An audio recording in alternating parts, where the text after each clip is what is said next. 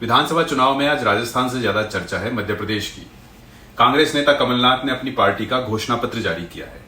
उन्होंने कहा है कि हम आईपीएल की टीम बनाएंगे।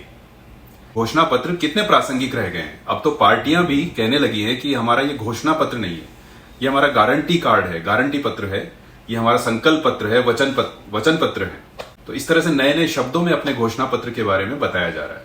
खुद उन्हें लगने लगा है कि घोषणा पत्र इतना इररिलेवेंट, इतना अप्रासंगिक हो गया है कि जनता का ध्यान उस पर नहीं ही जाता है। तो शायद उसका नाम बदलने से जनता उसको पढ़ने लग जाए। इसमें लंबी चौड़ी घोषणाएं होती है और बहुत सारे दावे किए जाते हैं कि हमने लोगों से पूछ के घोषणा पत्र बनाया है। हाल ही में राजस्थान में सरकार ने 2030 का एक विजन तैयार किया है और लोगों से बहुत सारे आइडियाज मांगे गए कि 2030 में राजस्थान कैसा होना चाहिए। अब यहाँ के आम आदमी को लगता है कि 2030 के बारे में मैं अपना कोई विचार दूं, कोई आइडिया दूं, उसकी अभी क्या प्रासंगिकता है। आप अगले चुनाव में जीतकर क्या करना चाहते हैं वो बताएं। या 5 साल आपके पास सरकार थी, आपने क्या किया। आप 5 साल पहले मुझसे कुछ आइडिया लेते तो मैं बताता कि राजस्थान में क्या किया जाना चाहिए। बहरहाल मध्य प्रदेश में जो वचन पत्र तैयार हुआ है, वचन पत्र उसका नाम रखा गया है, उसमें 59 सब्जेक्ट, 59 विषय, 225 मुख्य बिंदु हैं, 1290 वचन दिए गए हैं और 101 गारंटियां हैं। इन्हीं कमलनाथ ने 2018 में घोषणा पत्र जारी करते हुए कहा था कि यह वचन पत्र, उस समय भी यह वचन पत्र ही था, पीसीसी में नहीं सड़क और खेतों में बना है। बहुत अच्छी बात है। वचन पत्र में 50 विषयों पर उस समय फोकस किया गया और कुल 973 पॉइंट्स थे।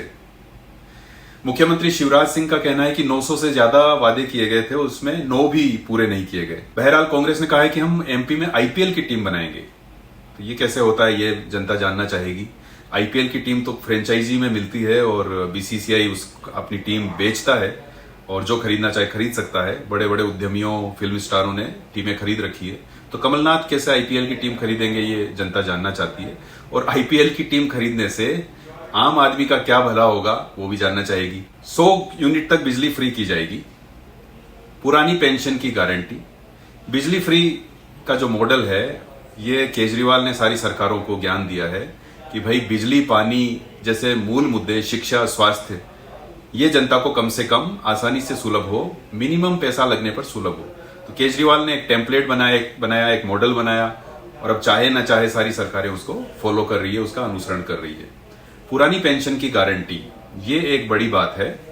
राजस्थान में अशोक गहलोत सरकार ने ये दिया है और मध्य प्रदेश ने इसका वादा किया है, मध्य प्रदेश में कांग्रेस ने।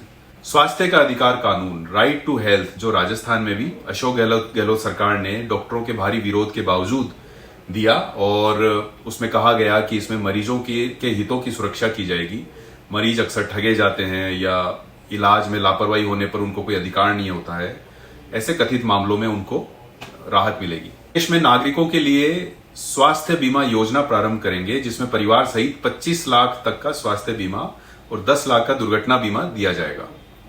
यह भी फिर से राजस्थान का मॉडल है, जहां पे चिरंजीवी योजना चलती है और जिसमें अशोक गहलोत सरकार ने पिछले बजट में वो जो बीमा की जो राशि थी उसे बढ़ाकर 25 लाख तक कर दिया गया। हालांकि 25 लाख तक का फायदा लेने वाले बहुत ही कम लोग होंगे या नहीं बराबरी होंगे, लेकिन ये योजना ऐसी है जिसमें राजस्थान का हर व्यक्ति लाभान्वित हुआ है। आवास का अधिकार देंगे कमलनाथ, उन्होंने कहा है कि आवास का अधिकार दिया जाएगा।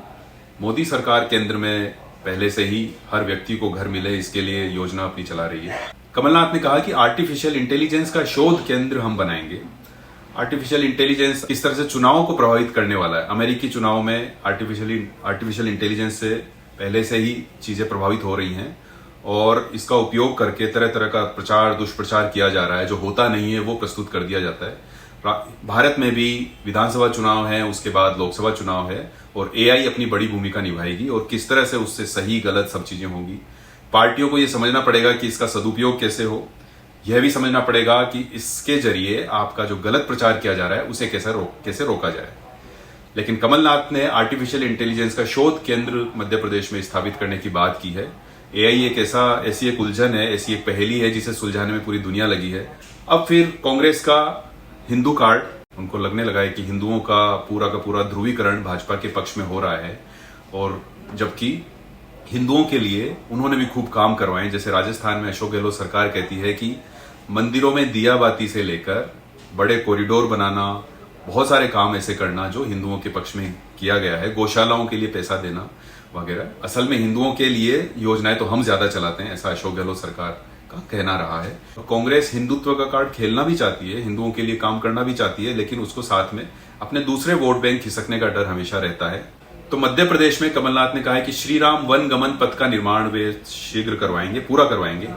इसी तरह से उन्होंने कहा कि सीता माता मंदिर श्रीलंका की योजना को वो पुनः शुरू करेंगे। युवाओं पर फोकस सबका है। राजस्थान में आपने देखा कि किस तरह से युवा भर्तियों में भ्रष्टाचार होने, इसके अलावा पेपर लीक होने और इन सारी चीजों से परेशान रहे हैं, और उन्होंने इसका गुस्सा जाहिर भी किया है। अशोक गहलोत सरकार को लगातार ये विरोध झेलना पड़ा है, और इससे वो कैसे चुनावों में डील करेंगे, ये भी एक प्रश्न बना हुआ है। मध्य प्रदेश में कमलनाथ ने कहा है कि हम सरकारी भर्ती का भी कानून बनाएंगे, जैसे राइट टू हेल्थ है उस तरह से वो सरकारी भर्ती को लेकर भी कोई कानून लाने वाले हैं, और 2 लाख सरकारी पद भरेंगे। भर्तियों का और सरकारी नौकरियों का जो भी वादा घोषणा पत्रों में किया जाता है, हम सब जानते हैं कि वो कितना सच होता है, कितना झूठ होता है। 2 लाख सरकारी पद कैसे भरेंगे, और कानून लाने से क्या नौकरियां भी मिल जाएंगी, ये बड़ा सवाल रहेगा। तो ये कुछ मुख्य बातें थी घोषणा पत्र की जो कमलनाथ ने आज मध्य प्रदेश में प्रस्तुत किया।